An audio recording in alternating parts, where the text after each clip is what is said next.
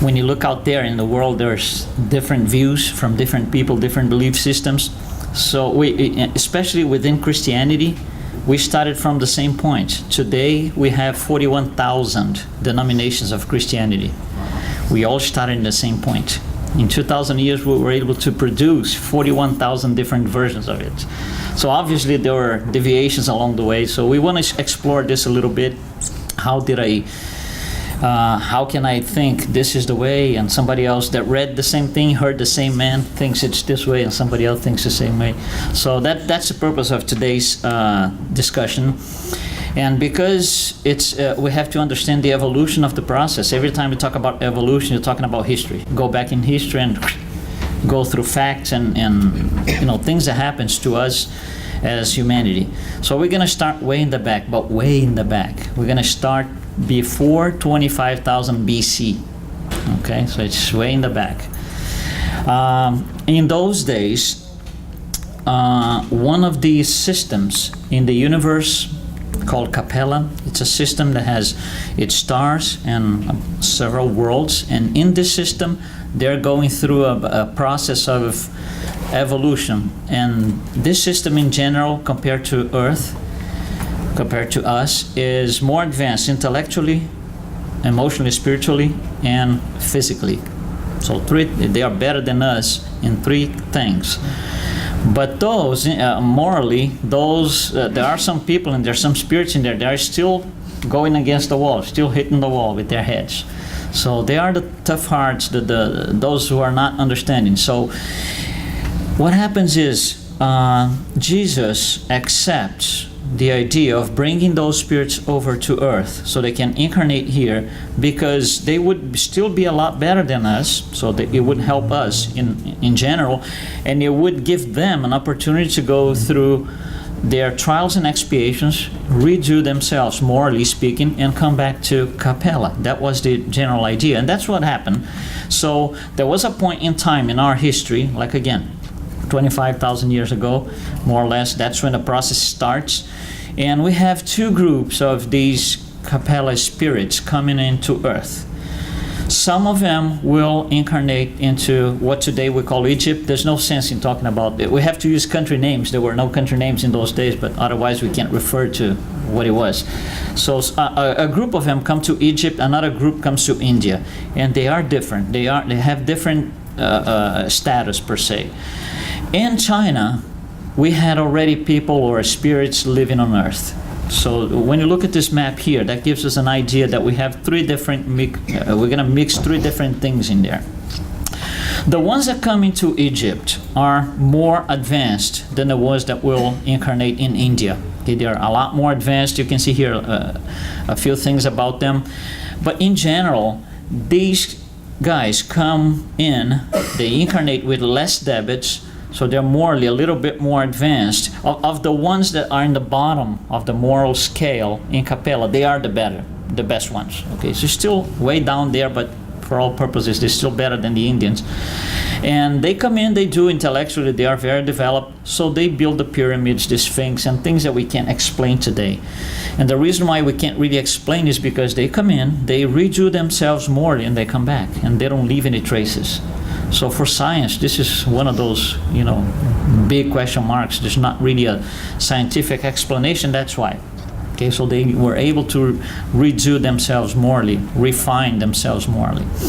The ones in India these are really in the bottom of the scale. So they will have a much more, I would say, hard time going through this process to refine themselves morally. But one thing they have in the back of their minds as spirits is, because of Jesus was such a merciful soul, spirit, it allowed them to come in to Earth and keep going, give them a chance, an opportunity to work on their problems and their situations. So they bring that in the back of their spirits. Now these guys will start populating what today is Asia and Europe. So they start migrating all the way west. Now think about this. This migration is not like one incarnation, people walking towards Europe. They will come in, inches at a time, if you will, right? And the next generation is going to be a little more west, and the next one a little more west. So this is generations and generations and generations, meaning different lives. Okay, it's not one life, somebody walking through Europe. That's not it. But there's going to be a point where, so they start populating what today is the Western Europe. But the thing is, because these guys are not really advanced, they are morally all the way down, this is not an easy process. There's a lot of fighting. And the fighting is something like this. We can probably do an analogy. Let's say that somebody comes in here and says, we're all downstairs, right? And somebody, the owner of the building comes in here and says, each one of you go up and take your room, and that's yours. Stick your flag in there that belongs to you, okay? So I come in and I take this room, and for all purposes, it's mine now. Then Susanna comes in and says, I want this one. You can't have it because it's already mine. So we start fighting. Okay, so there's some sort of fighting, misunderstanding. So let's say I leave. Okay, you take the room, I leave. On the next room, I'm going to go in and I'm going to have the same fight because it's me. The fight is myself. I'm not understanding the process. So I go fighting and fighting and fighting, meaning I'm not staying in any room. I can't. I'm such a, centered on fighting and having things for myself that I can't really live with somebody else. That's exactly what happens throughout this process. And there's a point, and the lower immoral these spirits are, the more fight they generate. So there's a point where they can't settle anywhere. So they have to leave Western Europe, and they will come down what today is, or in the time of Jesus was Judea and the Arabian Peninsula. So they settle here. So the spirits that settle here are the bottom of the bottom of the bottom of the scale. And these are the spirits where Christianity is going to be born and is going to make its way to the West. Because it's there that we need somebody that is going to shake things up. Okay, so there's a whole idea behind all of this. That's kind of why Christianity starts right there. So let's go through history a little bit and try to understand this process. About 8,000 years ago, religion, we're talking about religious thought now, okay? Starting from 8,000 BC. 8,000 years ago, we didn't have per se what we call today an idea, and regardless of belief system, okay? Today, most of us have an idea of soul and matter being two different things. So there's a physical body, which is matter, and a soul, regardless of the belief system. It's a general accepted idea. In those days, there wasn't such a thing. Everything was one. Everything like a big pot of things, and matter and spirits were all the same. They made no distinction. This, it has a name. It's called animism. For us, this word is complicated because it means something completely different. So I'm using the word from social purposes, okay? So it was called animism. So there's no matter and soul. Everything is one thing. All right, so this is one interesting thing about this religion or this line of thought is God is a creation of man. So man created a God for the water, a God for the sun, a God for the moon, a God for the village next door. We created these gods, okay? They were creation of men. All right, this 8,000 BC, time goes by. 6,000 years later, we go into a different mindset. When Abraham comes in and will explain to us that all these gods, the moon, the sun, and so and so and so, are different expressions of the same one God. There's only one God, and which expresses himself or itself in several different ways. That's when monotheism is implemented. So it took us like 6,000 years to go from one to another. That's the first initial seed planted by Abraham on monotheism. Now, look at the shift. When this comes up, when Abraham comes up, now man is created by God. When before him, gods were created by men. And you see, the population, the civilization has to do with this shift. That's a complicated thing. Think about it. These are barbarians. That's not us here. It's complicated, this shift. So it's going to take a long time for this thing to sink in. And it will take a long time. Now, one interesting thing here is before Abraham, okay, religion in general, in the tribes and the natives and all of that, it was dealt with by women. Okay, if you had a question, if you had something in your tribe, you would go to the women. They were the ones addressing these questions. With monotheism, it switches over to men. So all religions from here on are much more men-driven than women. Women in certain religions still today don't have a place. So it starts right here, okay? All right, so time is going to go by. Then 700-800 years later, Moses comes in to give us the first revelation. So he will come in and use the same monotheistic line of thought that Abraham brought, and he's going to present us with the Ten Commandments, which is another shift. Okay, think about this. Everything's going well before Moses. So I'm talking to Susanna, then suddenly we do not agree on something, it gets heated, the discussion is getting more aggravated. The easiest thing to do is just to get the sword and go through. That's it. It's the easy fix. She will do the same to all. You all are going to be the same. So it's a common thing. Believe it or not, it's kind of common. So Moses comes down and say, it's written here by God, don't kill. How am I going to do with that now? How am I going to deal with that? It's very complicated. Again, these are barbarians. So it's going to take a long time to sink in. And Moses has to apply a set of rules to enforce those 10 commandments.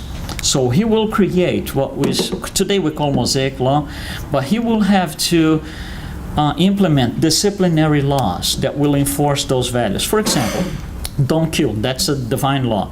But don't kill, because if you kill, you go to jail, for example. It's not a divine law. Because you go to jail is a disciplinary law that enforces a value, one of the commandments. So he will have to bring these, what we call them disciplinary laws. He brings in 613 disciplinary laws. That makes it 623. But the 623 are not divine. 10 are. 613 are disciplinary. They kind of go together with it. And of those 613, you can see here, 365 are negative. What is a negative law? They have a down tone. For example, don't, you can't, prohibited, no, you are gonna see. Things like this, they carry a tone of threatening, some sort of, it's negative. 365 and 248, so way less than half, are positive laws. Do this, go this way, think about this. So we kind of get this energy, this negative energy. We go like, we have to absorb this, and we do. And we still carry this today. In several belief systems, we're still carrying this today. No, I can't do this. Oh, no. This kind of fear that prevents us from, being happy. It still happens today in different belief systems. So we're going to start carrying this as of 1300 BC. About 1,000 or 1,300 years later, the Roman Empire starts spreading its wings. And in 63 BC, it conquers two important areas for our talk today, which are Greece and Judea. And think about this. The Greeks and the Jews, the Hebrews, they have completely different line of thoughts, completely different. For example, the Greeks, they have a culture based on philosophy. Socrates and Plato, and we know the story. We don't have to go through all of them. But it's very driven by philosophy. The philosopher is the guy who never stops asking. He asks you a question, you answer, and he goes like, yeah, but what about this? And then you answer again, I know, but what about this? And they will explore to you, go like, I can't do this anymore, stop. We give them a name today. They are called children. They're called children. At one point you say, stop asking, please. Because that's what they're doing. They're exploring possibilities. That's rationality. They want reasonable, rational answers. That's what philosophy in general is. So it's very driven by the rationality. On the other hand, heaven and hell for the Greeks are physical places. They are not situations, they're physical places. So heaven is on top of the Olympus Mount, and I can't even get there because that's for the gods. I'm not even going to try. It's a physical place. Hell is down below. So if you put on your GPS, you're going to have an address. It's a physical place. So that's the Greek line of thought. Now, the Hebrews, Judaism, is completely different. It's exactly the other way around. It's instead of being based on philosophy, their religious line of thought is based on theology. Theology is, God said, I'll do it.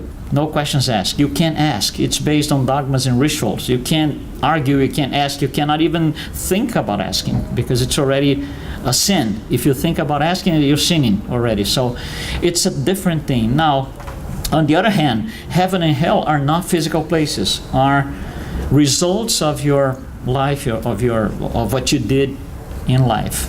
So you can see they're here and here, completely different.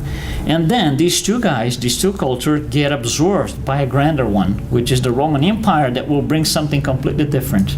Roman Empire is going to say, this is wrong. You have to do sacrifices, we have superstitions, and you have to follow these things and not your things.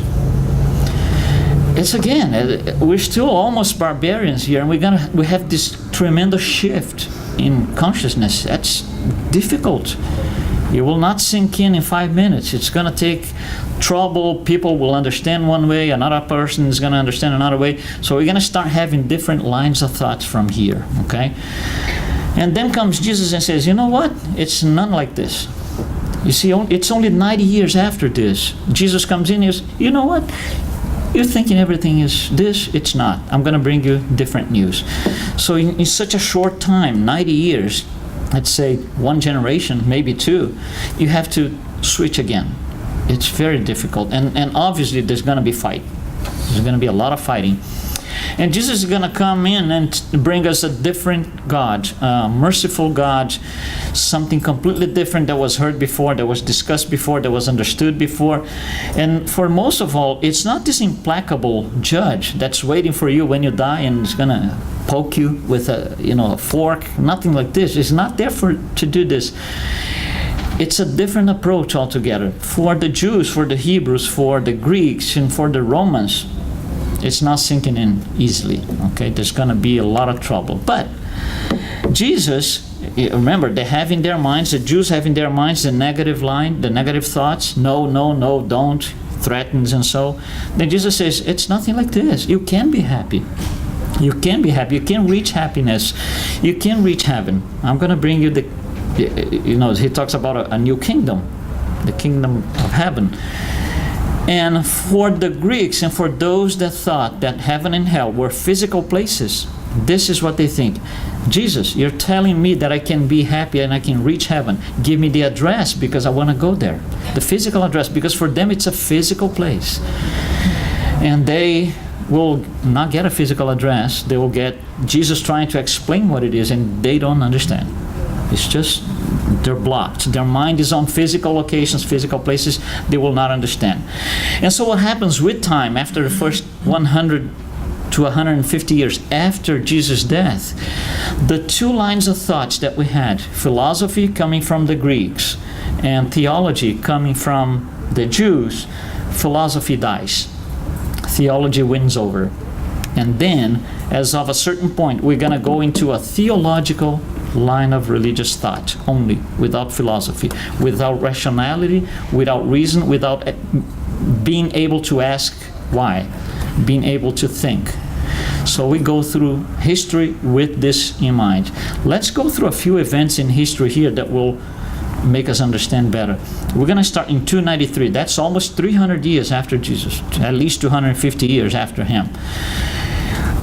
One of the worst emperors in terms of going after Christians was Diocletian. And he thinks the empire is getting too big. And he was, really he was. He was getting too big. It was getting difficult to do administration. Politically, it was getting difficult. So it decides to divide the empire in two. So there's going to be a West Empire and an East Empire, two different emperors. So one responsible for the western part, one responsible for the eastern part. These two emperors die, so their two sons take over. The son of the emperor of the East Empire is Constantine. Okay, so Constantine comes into power. On the Western Empire, somebody else, Maxentius, comes to power. And Constantine said, this is not right. I'm responsible for just half of the empire. I should have the whole empire. I'm not happy with just half. So he prepares himself to battle the other emperor and win over the whole empire. So he goes over and he does his strategy, calls his advisors and so on. So they put a strategy together and they declare war. And everybody's getting ready. The day's coming, the day of supposedly the war. They go out to the field. One day before the war, his advisors come to him, Constantine. Okay, he's the emperor of the eastern part. The western part is waiting. So they tell him, we made a mistake. We completely underestimated the size of this army here. We're going to lose and it's going to be ugly. So Constantine says, you got to do something. We're a day away from this thing. So one of the advisors says, oh, I can't give you really a strategic military style advisory, but I'll tell you something. There's a bunch of people in there. They use some crosses. They follow a certain Nazarene guy. They use these crosses. They seem to be happy. Everything is always good. They die well. They don't have a problem. Everything is good. And I don't understand their line of thought, but these people are always happy. So as a last resource, Constantine says, okay, this is what we're going to do. On our protection, clothing, and anything that we carry, we're going to paint the cross. So he paints the cross in everything, the shielding, so they're all out in the field with the cross, and he wins. So Constantine wins. So he attributes his victory to the fact that they had the crosses on their equipment. And they said, well, this thing is good, this guy is good, this Nazarene guy is really on my side, so I'm going to convert to Christianity. So he becomes the emperor to not convert the whole empire, convert himself. And by example, then the whole empire starts converting over to Christianity. So that happens in 312. The first thing he does as a, per se, new Christian, if you will, is to eliminate the persecutions to the Christians. So those scenes in the Colosseum and, in Rome and people getting thrown out to the lions, that stops in 313. And from there, we're going to go into a completely different path. Now we Christians can put our heads outside the water because it was difficult. We couldn't even carry manuscripts on the streets because they would know we were Christians. We would get killed. So 1 decade later, the thing starts changing because the Christianity is getting more organized now. It's 1 decade of Christianity Christians being able to express themselves. So it's a different tone, it's a different pace. So Constantine assembles a group of people, which they call the First Council of Nicaea. Nicaea is a city in the empire. And they said, we need to establish some rules here because things are a little bit confusing. Some people believe this, some other people believe this, some other people believe this. You see, we already had a bunch of different lines of thoughts coming out of the same central point. So they do this council. What is a council? A council is a meeting, just like we're having a meeting here, of incarnated people that will make a decision on something. For example, the center here, sometimes the directors have to sit down and discuss certain things. Well, how are we going to do how are we going to do with the coffee break? How are we going to do with the timing? Those are decisions that have nothing to do with Jesus. It has to do with administration, right? That's what a meeting is for. So in this Council of Nicaea, these people do a meeting to discuss a few things. And one thing emerges from this, the fact that Jesus was God. So he never said that. Jesus never said that. That was a decision made by incarnated people in 325. Okay, so we sign a document saying, as of today, Jesus is God. Think about this. What does this have to do with Jesus? Nothing. Okay, this is 325. Let's go more in time. 367.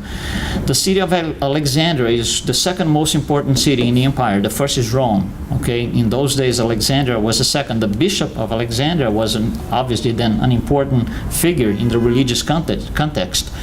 And he says there are too many people reading too many documents and manuscripts. So we're going to assemble what we are going to call the New Testament. And this is what's going to be included. And we're going to have 4 Gospels in there. And then the people say, well, but we have a lot of Gospels. We have a lot of different things that we read. Why only 4? Why not include more Gospels? And his answer is because the world had 4 corners. And that's the reason why we have 4 Gospels in our New Testament. It's a decision made by one person based on this in 367. Okay? What does Jesus have to do with this? Nothing. Decision of one person. 381. Another council. Again, what is a council? It's a meeting of incarnated people. Okay? And they decide that Jesus is not only God, but it's also the Holy Spirit. So they sign a document. As of today, Jesus is not only God, but also the Holy Spirit. 431. Another meeting in which it is decided that Mary, mother of Jesus, was a virgin. So we sign a paper saying mother of Jesus was a virgin. So it's a document made by physical, incarnated people, just like us here, right? With their good things and their bad things, their vices and their virtues, just like us. 451, another meeting that restates, confirm, because you see, every time there's a decision like this, not everybody agrees. Some people will say, no, I don't agree. So there's always disagreements here and there. So from time to time, some of these decisions made in previous councils had to be revalidated. So this meeting in 451 is to revalidate the idea that Jesus was God. So it's the second time that we revalidate that. And there's another meeting.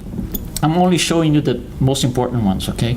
In 533, where it is signed for good, the Trinity, the Catholic Church Trinity, where Jesus is God, it's a man, a God, and Spirit, Holy Spirit. That's the fundamental stone that where Catholic Church starts in 533. When you look at these 5 things, these 5 events in history, they don't have anything to do with Jesus. These are dogmas. What is a dogma? It's a truth that cannot be even argued about. You cannot discuss. You have to accept as it is. Those are 5 dogmas. They have nothing to do with Christianity, the core of Christianity. Let's go more in time. 593.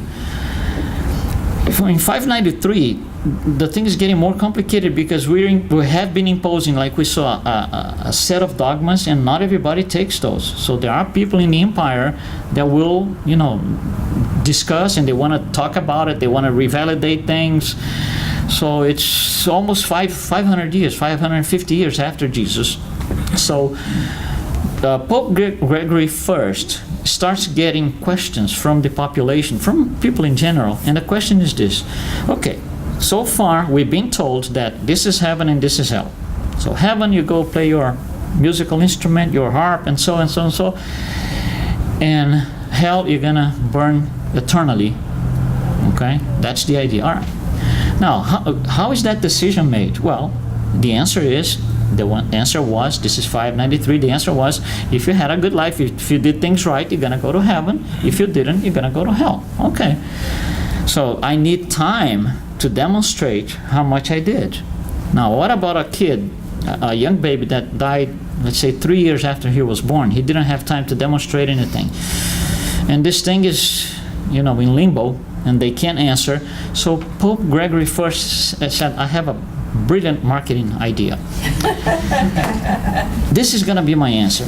These people, situations like this, they go in limbo. They go to the waiting room, okay?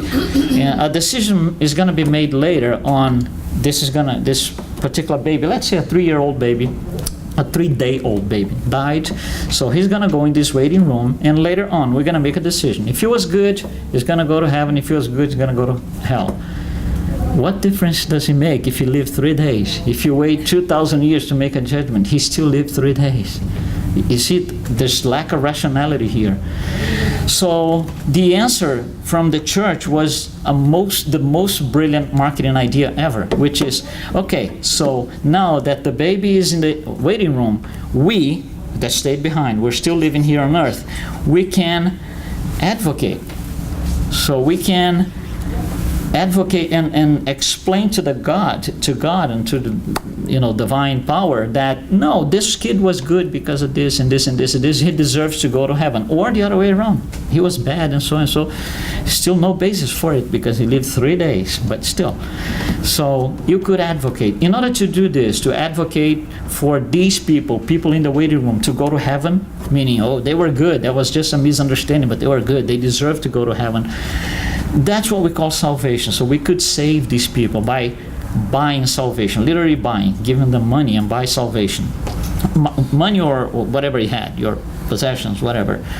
So that was a great marketing tool. But here's the problem.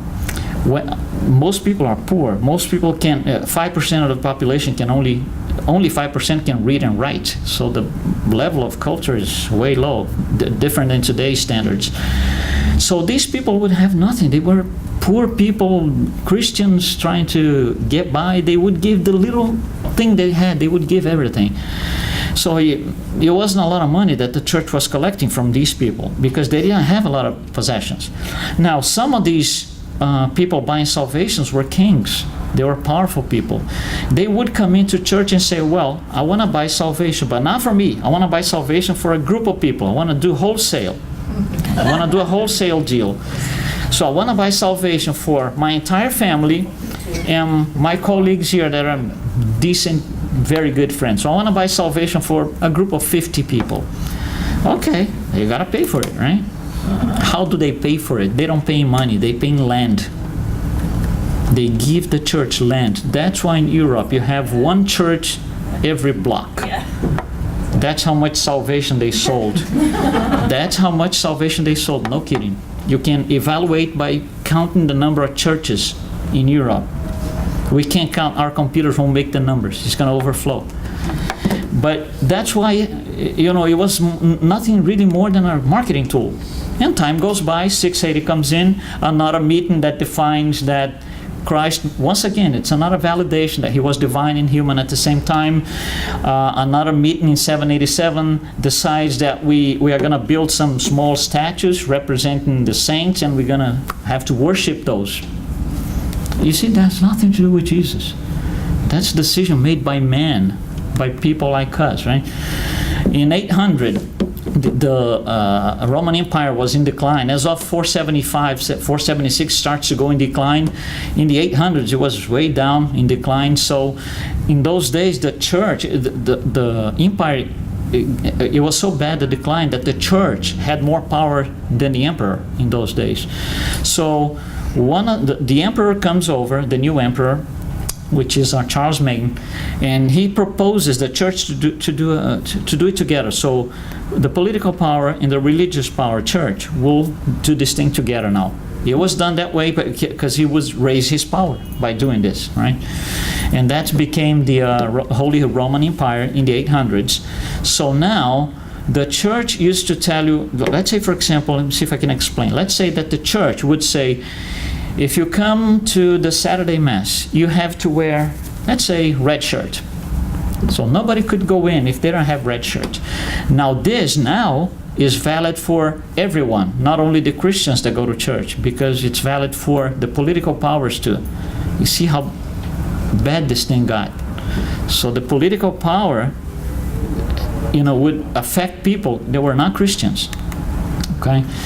And then in 1100, Inquisition starts, meaning if you don't do any of these things that I'm telling you, there's a fire outside waiting for you. That's what the Inquisition is. Those 5 things, in addition to the other 5 that we saw, are dogmas. It's nothing to do with teachings of Jesus. Nothing. Absolutely nothing to do with that. So we got into a line of dogmas, one after the other. We can't think anymore, right? And then one guy starts thinking, which is Luther. And he says, this is all wrong. People, where is it written on the New Testament that Jesus told us you have to sell salvation or you have to buy salvation? It's not there. So he revolts, and that's where Protestantism starts, because he was protesting against those things. But that's only in 1500. Look at that.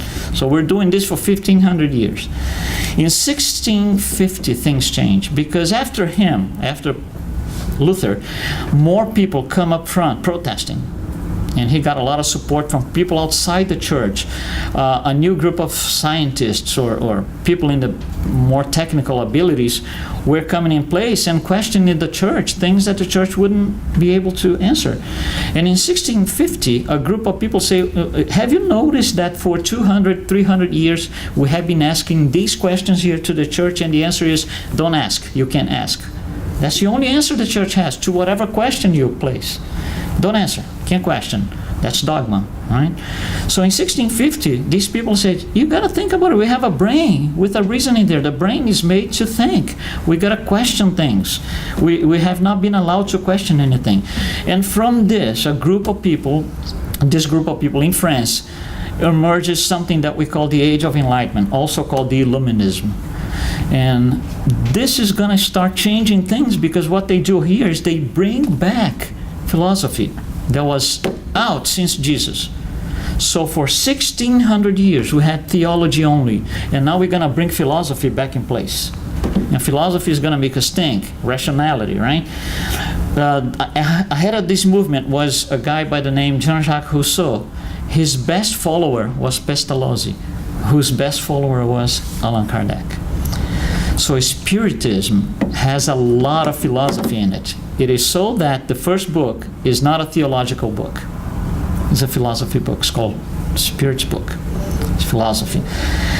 We can't accept anymore dogmas, rituals, answers such as, you can't question this. There's got to be philosophy. So Kardec brings in his baggage. Of course, he was all prepared and things are happening in the background, of course, at the spiritual level. But he brings back this philosophy, all back, that we had lost before. So he's going to explain things. The spirits will explain to us through him that things are not really what we think they are. We are missing the values, we are missing points, we are going the wrong way, we need to start doing things different. For example, creation and destruction. Death, for example, is not a punishment. It's part of a cycle, that's all it is. And in 1865, he details that in the book Heaven and Hell, which is going to address exactly that. Things like God, punishment, heaven and hell, of course. So that's the general tone of this book. And it will go deep, explaining that there is no implacable judge, like we've been told 1700 years ago. There is no implacable judge. God is on our side. We're all, we all need to go through a process, through our personal evolution, moral refinement, but there's nobody waiting for us to, poke you when you walk into the gates of heaven, as they call it. There's nothing like this. So that's in 1865. Look at this passage from the book Heaven and Hell. Purgatory, right? What's the purgatory? Is the waiting room, right? For the church. From the church point of view, it's the waiting room. Purgatory is not some vague and uncertain notion. Why is he saying that? Because what was the answer from the Pope to what is purgatory? Well, you see, there's no answer. So it's this vague thing. That's why he puts this phrase in. It's not a vague and uncertain notion like the church was publishing. It is a physical reality that we can see, touch, and endure. It's physical, okay? It is found on worlds of expiation, us being one of them. On earth, people expiate their past and their present for the good of their future, meaning purgatory is the waiting room from the spiritual point of view. But it's not the waiting room where you sit and wait. It's a waiting room where you have to take action. There's no salvation, external salvation. Nobody's going to buy salvation. We have to fight for it. It's the waiting room in the sense that, let me see what I did. I need time out. Let's get out of the black box. Hold on. Okay, last life I did this. Oh my God, I need to change that. It's that kind of waiting room. It's a productive waiting room. It's not a passive waiting room. It's an active waiting room. And then, I need to go back out there. I need to leave the waiting room. I need to go back out there and do better next time. So that's the idea behind purgatory. And from here on, things are going to be different. If we get into this, things are going to change. Things are going to be different. Heaven and Hell, the book Heaven and Hell, and the Spiritism in general, is this portal. Before you cross the portal, there's fire in the gates of hell and stuff like that. Once you cross the portal, it's a different story. And at times we go back. Us here, even Spiritists, at times we go back. If we go back, we're still going through the portal. We have not made it yet. It's a transition, so there's going to be a little back and forth. When we make it, there is no implacable judge, and there's no burning hell anymore. Things like this will not make any sense anymore. But only after we cross the gates, okay? If we don't, then we are still crossing. We have not finished the process. We have not finished the transition. So the works of Allan Kardec, Spiritism, will give us things like this that are listed here. It's going to institutionalize religion. De-organize religion in the sense of its structure. Deformalize religion. De-ritualize. No rituals. De-dogmatize. No dogmas anymore. Nothing like. Everything can be questioned, and it should be questioned, by the way. Okay. So it's going to liberate the soul instead of no, don't do, threaten, no. Remember from the Moses time, it's a different tone altogether. And this is one interesting passage in the book Action and Reaction. When Andre Luiz is out doing his work, the instructor of the group, Druso, will say this: hell could be defined as a vast field of imbalance established by calculated evil, born from the voluntary blindness and complete perversity. That's strong. Let's go one by one, but let's go backwards. Let's take the last one. Complete perversity. What is that? It's every opportunity that I have to see things in the wrong way. That's what I'll do. I'll always take it to the bad side. I'll always look into the worst side first. Then voluntary blindness. What is voluntary blindness? Yeah, we see things, and here and there things are wrong. Yeah, but then I'll continue doing it wrong. So we select what is right and wrong based on our own interests. Okay, that's voluntary blindness. And the last one, calculated evil. Oh my God. What is calculated evil? It's when I sit down as an engineer and I'm going to do my strategy. Okay, I don't like that person. Let's see. How can I make something bad happen to that person? Well, this guy is his friend, so I'm going to talk to him. He's also his friend. And I put a strategy together to make things happen behind the scenes. So that guy is going to get hurt somehow.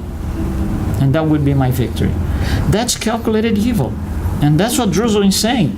He's saying we live by that. It's something common to us in general. That's why our society is so driven by these things. And it's hard to, for us, it's not hard to understand probably, but outside of here, if you go out to spiritual centers, it's very hard for people to understand all of this.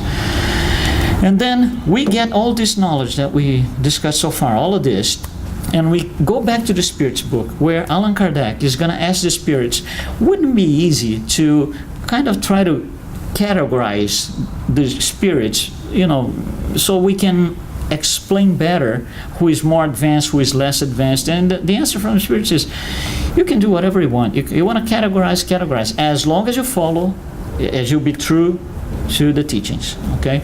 So Allan Kardec builds up a scale of 10, he groups 10 categories: impure, frivolous, and so. On the left side is the less advanced ones. On the right side are the pure, the most advanced ones. And there are 10, it's a scale of 10.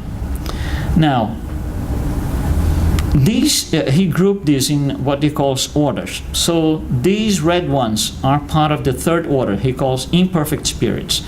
The green ones are second order good spirits, and the first are pure spirits. What is the difference between these orders? Imperfect spirits, predominance of evil over good and selfishness. Good spirits, predominance of good over evil. It's totally different. We are on a place of trial and expiations like us. We are on the red ones. So everything we see is bad. Everything is hell from our point of view. It's our first choice. Our first choice is, no, there's something there. Right? You see, that's absurd, because this is the line of thought from Moses. No, don't. Watch out. Be afraid. There's no reason for us to think that way. We're still with our religious thought contaminated by a heavy past that we had. All of us had. So for us, everything is bad because that's what we see first. We see hell first. If I give you this picture here and I ask you, what do you think this picture represents? I would say most people would say, well, a lot of people, happy and jumping. That's what it looks like, right? And if I give you, let's say, green lenses, okay, you would see something like this. It's the same picture, but you have everything gets green. Now, what if your eyes is the eyes of a world of trials and expiations? This is what you would see. Does it change? Yeah. Because now we went from a group of happy people, all celebrating and so, to a group of people going to hell, falling into hell. You see, the picture didn't change. My eyes changed the picture. It's what I have in my eyes. If what I have in my eyes are flames, that's what I'm going to see. If my eyes are centered in bad things, everything is bad. But if my eyes are centered on good things, everything's good. Okay? And it's different for everyone. This is personal.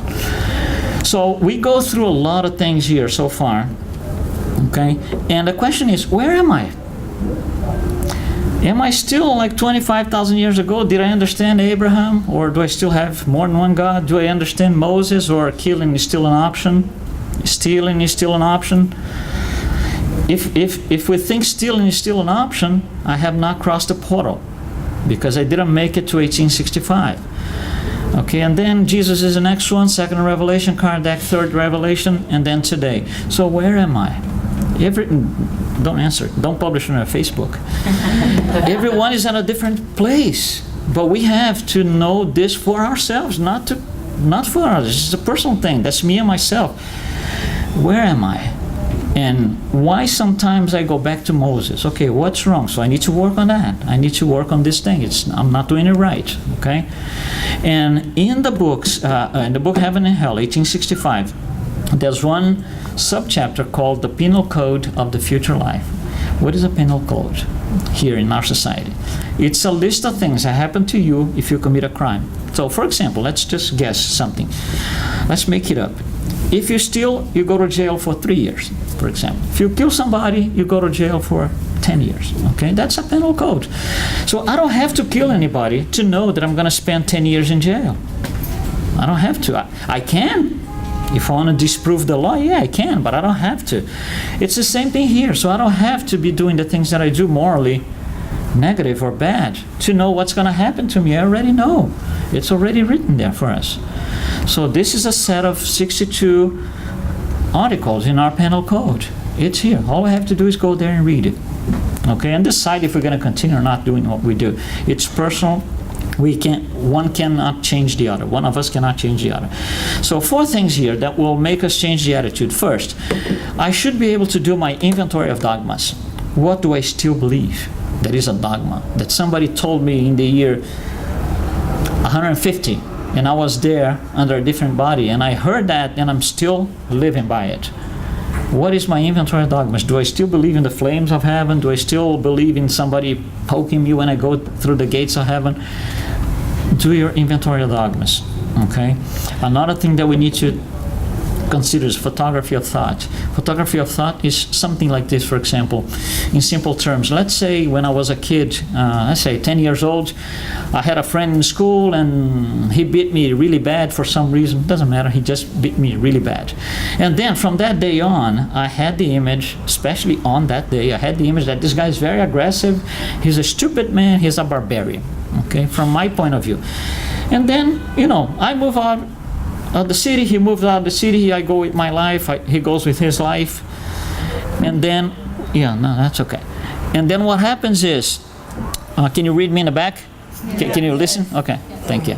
So what happens is, 50 years later, I'm going to be telling my kids and my grandkids, oh, I remember one thing, that guy, oh no, that guy's a barbarian, you should see what he did. 50 years later, do you think he's exactly the same? He's not. That's called, we can see now, but that's called the photography of thought. So I took a photography of what I thought about him in the past, and I'm still thinking that this is the truth. It's not, okay? Number 3, it's what I call lip syncing. You know what lip syncing is? When the singer goes in, he doesn't sing anything, it's electronically, he's just moving the lips. We do a lot of that. We repeat things with no logic because we were told maybe 3 lives ago, maybe when I was a kid. And then I get questioned, why are you doing this? And the answer is, hey, I don't really know. You see, we should question ourselves about these things. But everything here has to do with the will to change. If I'm not willing to change, nothing is going to happen. It depends on me. Okay, I have to change. So I wanted to show you a nice picture here, if this comes back. If not, we'll do another time, but that's fine. So a few things to wrap up. In the past, I was told how to feel and behave under a law that was carrying negative weight. If I do it today, I do it because I'm choosing it. It's my personal choice. Okay? Number 2, think about a fire. How about a fire? A fire has 2 sides. Yeah. A fire has 2 sides. Light and fire, right? So think of a campfire. It has light and fire. I can use that, thank you, to light myself, to light my way, or I can do that to burn in hell using standard language, popular language. It's my choice. It's not the campfire that defines what I'm going to do with that, how I'm going to use it. The campfire is neutral.